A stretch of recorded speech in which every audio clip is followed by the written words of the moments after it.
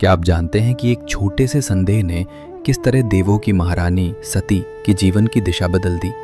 एक बार की बात है, कैलाश के अधिपति स्वयं महादेव शिव अपने प्रिया सती के साथ पृथ्वी पर विचरण कर रहे थे।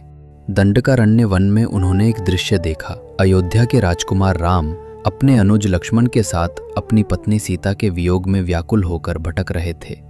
राम सीता को पुकार रहे थे और उनकी आंखों से अश्रु बह रहे थे। ये देखकर त्रिभुवन के स्वामी शिव ने दोनों हाथ जोड़कर अत्यंत श्रद्धा से प्रभु राम को प्रणाम किया। शिव का ये आचरण देखकर सती अत्यंत आश्चर्यचकित और भ्रमित हो गईं। उन्होंने सोचा, मेरे स्वामी जो ब्रह्मा और विष्णु के भी पूज्य हैं, मैं एक साधारण मनुष्य को प्रणाम क्यों कर रही हैं जो अपनी पत्नी के वियोग में रो रहा है। सती के मन में ये तर्क और संशय उत्पन्न हुआ। उन्होंने शिव से पूछा और शिव ने उन्हें समझाया कि राम साक्षात विष्णु के अवतार हैं और उनका ये दुख केवल उनकी मानवीय लीला है।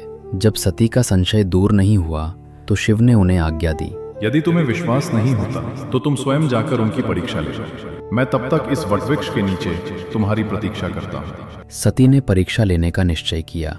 उनके मन में विचार आया कि राम इस समय सीता की खोज में है, अतः मैं ही सीता का रूप धारण करके उनके सम्मुख जाऊंगी। यदि ये सचमुच भगवान हैं तो मुझे पहचान लेंगे। सती मायावी सीता का रूप धरकर प्रभु राम के सामने जा खड़ी हुई। राम ने जैसे ही उन्हें देखा वे क्षण भर में सत्य जान गए। उन्होंने न कोई क्रोध किया न भ्रमित हुए।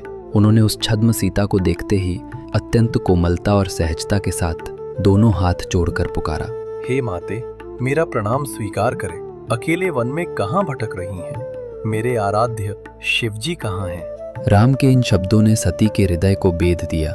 सीता के रूप में उन्हें पत्नी नहीं बल्कि माता कहकर और उनके पति शिव के बारे में पूछकर राम ने उनकी परीक्षा को न केवल विफल किया बल्कि उन्हें उनके अज्ञान और अहंकार का बोध भी करा दिया।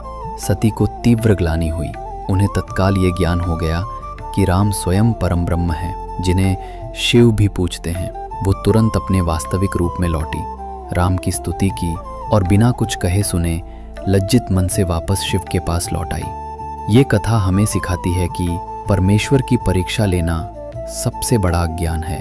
आध्यात्मिक मार्ग पर ज्ञान से पहले श्रद्धा आती है। जब आप अपने गुरु और आराध्य के वचन पर संदेह करते हैं तो ये सीधे आपके विनाश का कारण बनता है। विश्वास ही वो सेतु है जो हमें तर्क के दलदल से निकालकर सत्य तक पहुंचाता है।